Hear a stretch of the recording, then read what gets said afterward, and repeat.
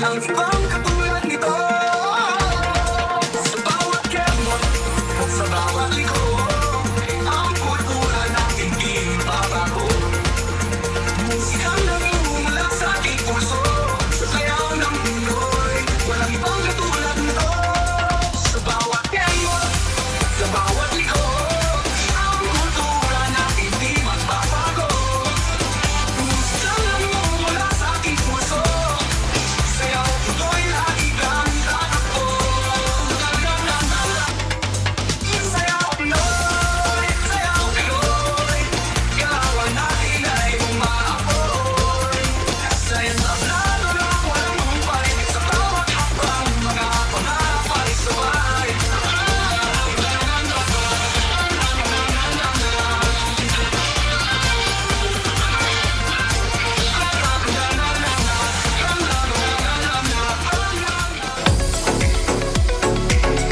Ayan. Ang galing! Pati ako parang gusto ko na rin umindak, ano? At sila po ang Sindao Philippines kasama ang kanilang artistic director and committee member from dance na si Mr.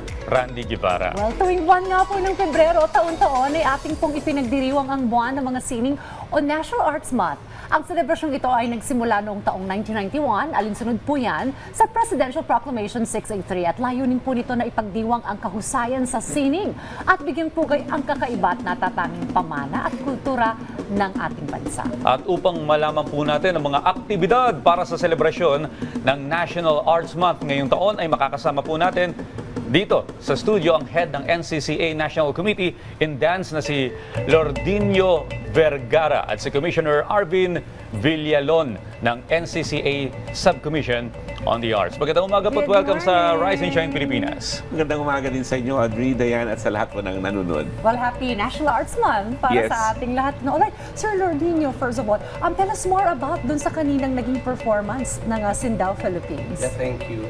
Actually, this is our second year. Last year, thank you, you invited us Yes, last welcome year. back You still po. remember, but last year we used the theme song of the Arts, but in this year we will be using the Sayaw Pinoy. The Sayaw Pinoy is the flagship program of the National Committee on Dance. No, so ito ay naglalayo na mas mapaunlad pa namin, no, at makarating sa mga kababayan natin na ipagdiwang ang sining sa pamamagitan ng sayaw. So yung nakita nyo kanina, that was originally composed by the Committee on Dance, no, yung buong committee namin. At last year kasi medyo naging hit yung TikTok Dance Challenge. Salamat sa inyo because you gave us the opportunity and the platform to promote as far as Brooks Point in Palawan, Okay. Cagayan, even in Pulumulok, South Cotabato. So, ang dami nag-participate. So, this year, so uulitin namin. So, para mas marating namin at may parating namin sa mga kababayan natin na ang sayaw ay pinagdiriwang. Yes. Kasi init sa mga Pilipino ang sumayaw. So, kaya yung tema din this year, yung diwa at damdamin, kasi ramdam namin. So, ngayon, isang bahagi yung National TikTok Dance Challenge. We have also dance lecture for our matatag curriculum. So, binibigyan din namin ng importansya yung kahalagahan ng edukasyon para sa sayaw. And mayroon kaming Sayaw Pinoy touring performance. So, we will be visiting Batangas, Pampanga, Bulacan, and Aklan. So, ito yung mga activities na naka-line up for this year. Daming activities. Well, ito naman para kay Commissioner Arvin. Nito lamang pong Lunes ay opisyal lang ginanap yung pagbubukas ng National Arts Month. Maaari niyo po bang ikwento sa amin yung mga naganap sa opening ceremony? Yes, meron kaming mga hinanda nito lamang Monday sa aming pagbubukas. Ay nagkaroon kami ng parang parada sa buong Intramuros. At ito ay kasama po na no other than our arts ambassador, si Catriona Gray, na naging bahagi dito. Umikot kami sa buong Intramuros. At ito ay 7 arts yung aming pong feature. At ito'y nilahukan ng mga eskwelahan, ng mga artists, cultural workers, at ang buong NCCA Secretariat. Tapos nag-end po kami sa Museo de Intramuros na kung saan ipinagdiwang naman natin yung artistic form ng architecture. Pero yung sa umaga po yun, nung sa gabi naman, nagpailaw kami sa Metropolitan Theater. So first time namin ginawa, gusto namin sanang simulan ang tradisyon na pag nailawan ng Metropolitan Theater, pinapakita sa mga tao na Arts Month na talaga, buwan na ng mga sining tuwing Pebrero. Oo, naku, umpisa pa lang yan ha. Napakahaba pa ng Pebrero at napakarami pang set of activities. Pero sabi niyo nga kanina, no, yung theme this year, ani ng sining, diwa at damdamin. Bakit ito po ang napili po nating theme for this year? Yeah, napili namin yon kasi yung ani ng sining ay Harvest of the Arts. No? So, pag Pebrero na ang dumarating, ibig sabihin, ayon sa Presidential Proclamation number 683, gusto namin sana anihin lahat ng mga iba't ibang forms. Ito po yun na gusto namin iparating sa lahat. Meron po tayong architecture and allied arts, we have cinema, we have sining pampanitikan or literary arts, music, dance, visual arts. Yan po yung mga iba't ibang klase ng mga sining na meron tayo. Ngayon, diwa at damdamin kasi hindi ka makakagawa ng art form kung wala kang passion or emotion. Alam po si Sir Audrey, Nagpipaint pa to. nung pinukwento niya offset kanina, di ba? Or kahit itong mismong broadcasting, this is an art form. Hindi ka makakapaglahad ng mabisa kung walang passion doon. Pero kulang lang kung damdamin lang. Kailangan mo rin yung diwa. That's the spirit, the idea behind.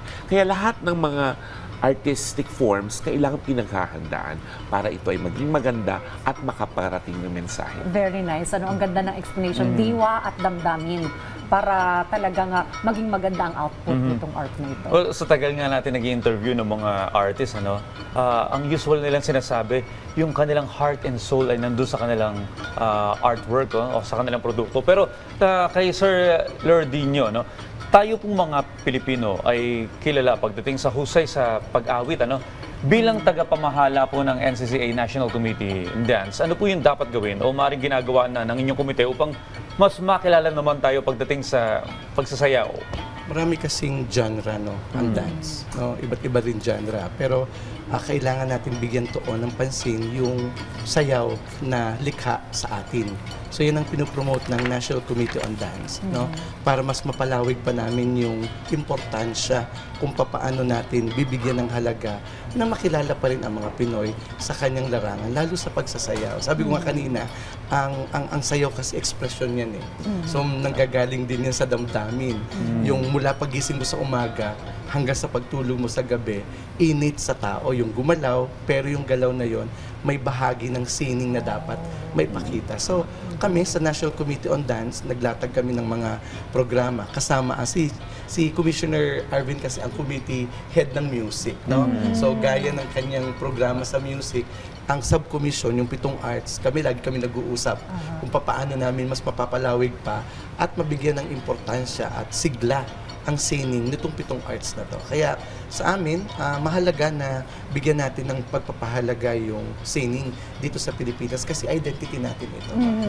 Mula pari hanggang hulo, mayroon tayong sayaw. So yung mga emerging, kagaya ng TikTok, ito yung mas madaling form of dissemination. Yung TikTok kasi as an app is a form of, yung pagpaparating sa mga bata. At kahit sino kasi pwedeng gumawa nun. Oo, kahit senior citizen.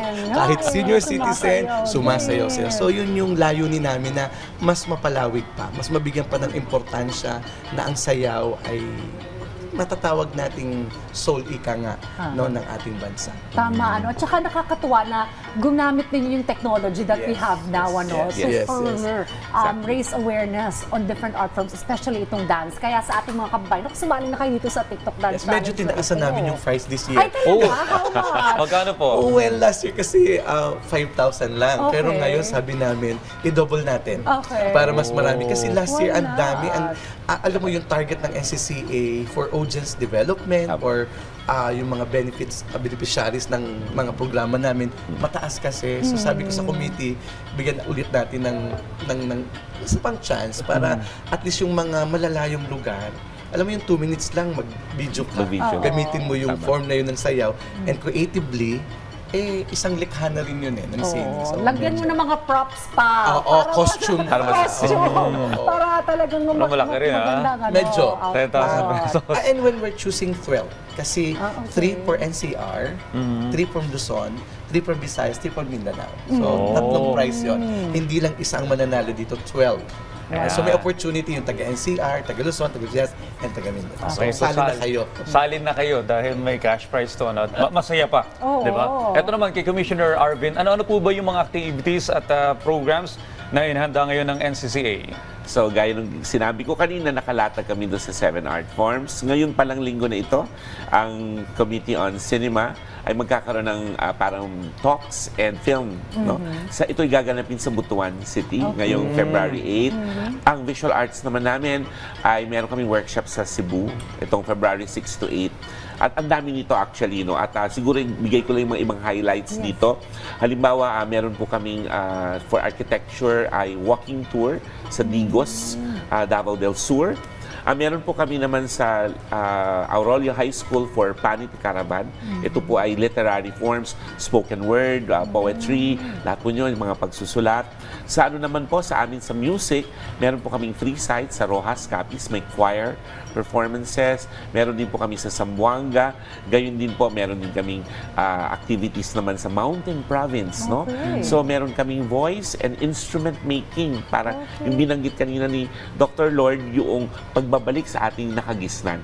Magtatapos po ito sa February 26 na kung saan meron po kaming theater festival na gaganapin sa Metropolitan Theater and our regional closing in Davao City. Nakaka-excite yung mga set of activities At saka makiisa po tayo dyan. Saka siguro they can have themselves updated sa Facebook page din, ano? Exactly. Social media page. They can visit our webpage, no? And that's www.ncca.gov.ph or social media for the specifics. Alright, muli ay nakasama po natin sina Commissioner Arvin Villalon at si Sir Lordinho Vergara mula sa NCCA.